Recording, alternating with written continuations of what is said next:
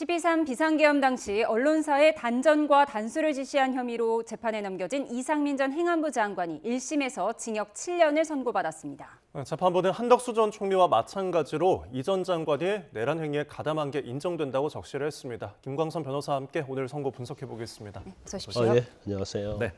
자, 먼저 이상민 전 장관의 1심 선고의 주요 장면을 보겠습니다. 보고 오시죠. 피고인을 비롯한 윤석열, 김용현 등의 내란 행위는 헌법이 정한 절차를 무시하고 폭력적인 수단을 통해 국회를 포함한 국가기관의 권능 행사를 불가능하게 하여 그 기능을 마비시키려 한 것으로 민주주의 핵심 가치를 근본적으로 훼손한 것이므로 그 목적의 달성 여부와 무관하게 엄중한 처벌이 불가피하다. 피고인은 정부 고위 공직자로서 그리고 자유민주적 기본 질서를 수호해야 할 공동체의 일원으로서 헌법과 법률을 수호하고 이를 실현하기 위한 노력을 기울여야 할 헌법적 의무를 부담함에도 윤석열, 김용현 등의 지시에 따라 소방청에 직접 언론사 단전 단수에 대한 협조를 지시함으로써 내란 행위에 가담하였으므로 그 죄책이 결코 가볍지 않다. 더구나 피고인이 윤석열, 김용현 등의 내란 행위를 적극적으로 만류했다고 볼 만한 자료는 없고 오히려 이후 내란 행위의 진실을 밝히고 그에 합당한 책임을 지기는커녕 진실을 은폐하고 책임에서 벗어나고자 위증까지 하였다는 점에서 피고인에 대한 비난 가능성은 더욱 크다. 주문, 피고인을 징역 7년에 처한다. 네, 선고 내용을 쭉 들어보면 혐의 대부분이 유죄로 인정된 것 같은데 구형량 15년에 비해서는 절반 정도가 선고가 됐어요. 징역 7년 선고 어떻게 보셨습니까? 저는 뭐 적정한 형을 선고를 했다고 이렇게 봅니다. 일단 일부 무죄가 나왔죠. 그리고 이제 내란 중요 임무 종사자에 해당된다 하더라도 사전 모의했거나 아니면 적극적으로 가담한 건 아니거든요.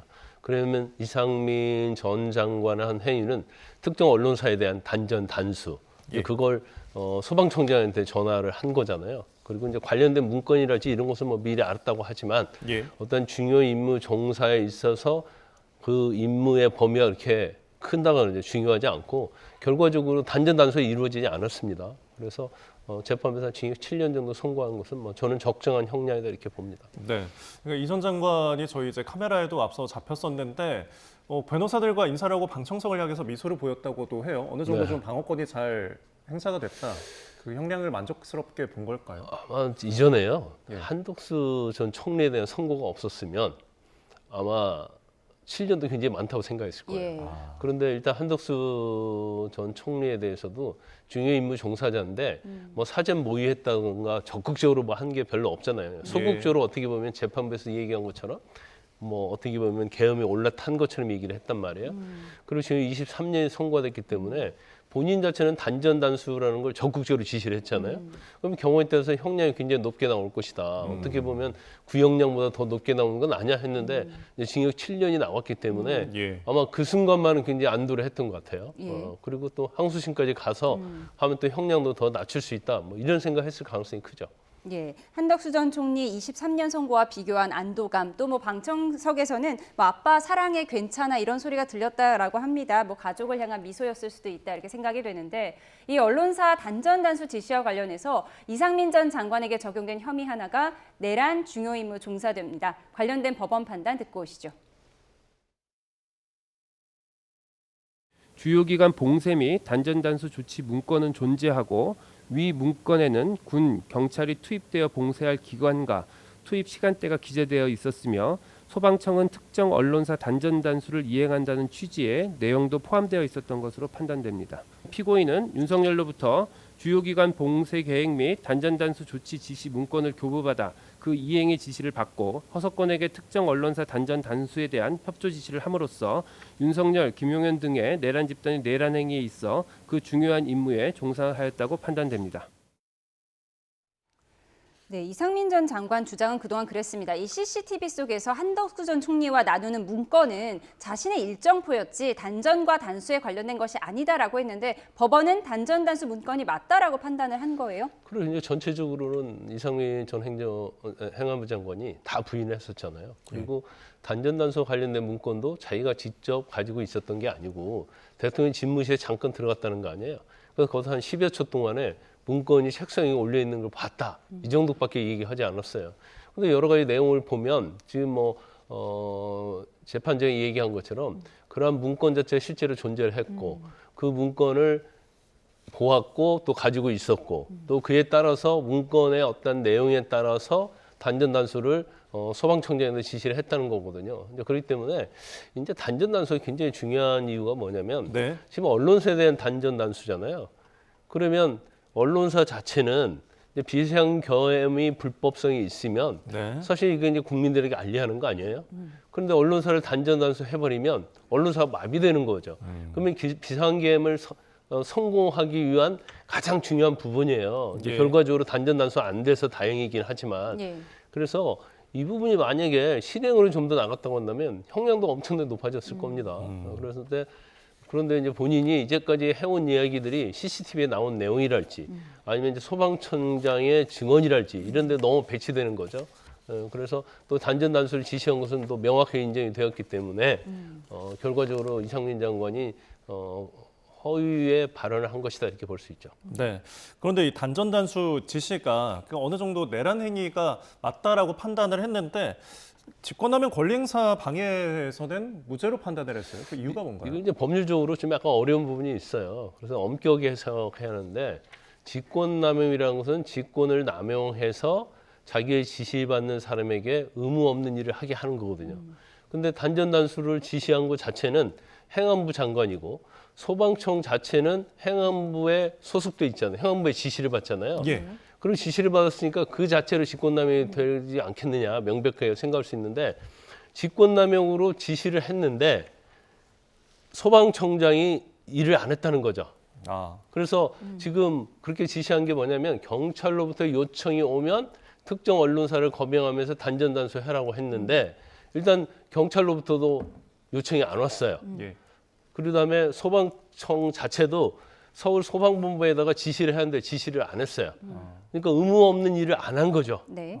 직권 남용해서 지시는 했는데 뭔가 의무 없는 일을 하는 대로 실행을 나가지 않았어요. 네. 그래서 이걸 무죄로 본 거죠. 네, 그러니까 알겠습니다. 내란 중요 임무 종사는 유죄, 직권남용 혐의는 무죄가 선고됐고요. 그리고 또 하나 유죄가 선고된 게 위증 부분입니다. 관련된 녹취 듣고 오시죠.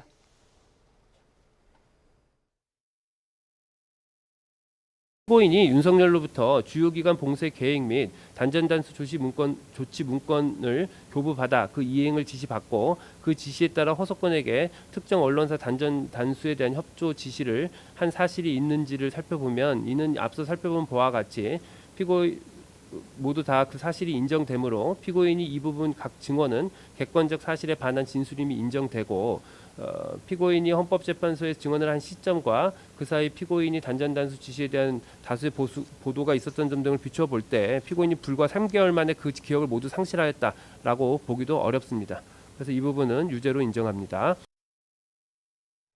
네, 쉽게 말해서 이상민 전 장관의 언론사 단전 단수 지시가 있었다고 봤기 때문에 그런 지시가 없었다고 주장한 부분은 위증이 될 수밖에 없는 거죠. 그렇죠. 근데 제가 볼 때는 뭐 본인이 계속 없었다고 주장하고 있지만 예. 뭐 일단 소방청장이 전화를 받았다는 거 아니에요. 거기다가 이제 구체적으로 진술을 합니다.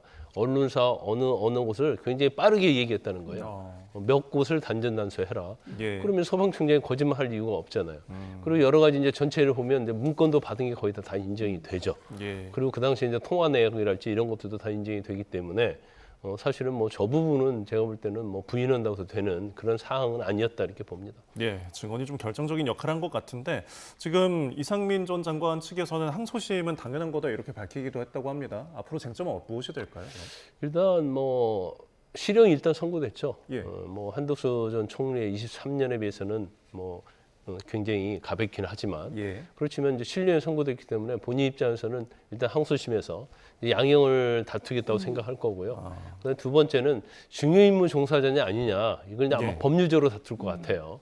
근데 제가 볼 때는 쉽지 않을 것 같습니다. 왜냐하면 지금 국회를 봉쇄하는 것은 지금 군인과 경찰이잖아요. 예. 근데 경찰은 행안부의 지휘를 받게 돼 있거든요. 네.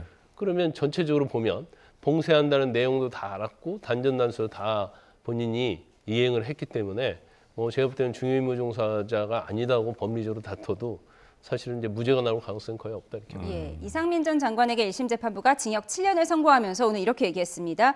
엄중 처벌이 불가피한 사안이다. 다만 비상계엄 전에 내란을 모의하거나 예비한 정황이 없고 단전 단수가 실제로 이뤄지지 않았다는 점을 참작했다. 이렇게 얘기를 했습니다. 그렇다면 이제 일주일 후로 다가온 윤석열 전 대통령의 1심 재판에는 어떤 영향을 줄 거라고 보십니까? 한덕수 총리 전 총리 재판도 마찬가지고요. 이상민 장관의 재판도 마찬가지고 네. 다 내란을 다 인정했잖아요. 예. 더군다나 군경을 통해서 대한민국의 헌법기관인 국회 뭐 그런 주요 기관을 봉쇄를 했잖아요. 네. 그러니까 이건 당연히 이제 내란에 해당이 된다 이렇게 볼 수밖에 없어요. 그래서 지금 두 재판부도 이미 선고를 했지만 그렇게 보고 있는 거고. 네. 그러면 결국 윤 전 대통령의 어떤 내란 행위 자체는 뭐 인정될 수밖에 없다. 그런데 지금 내란 행위 자체의 어떤 윤 전 대통령 우두머리 아니에요. 예. 그러면 이상민, 김용현, 뭐 한덕수 이런 걸 다 집합해 놓은 것보다도 더 많은 내란 행위를 한 거죠. 지시를 했기 때문에.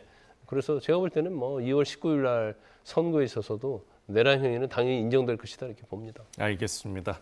자, 앞으로의 선고 예상까지 좀 짚어봤습니다. 지금까지 김광선 변호사와 함께했습니다. 고맙습니다. 고맙습니다.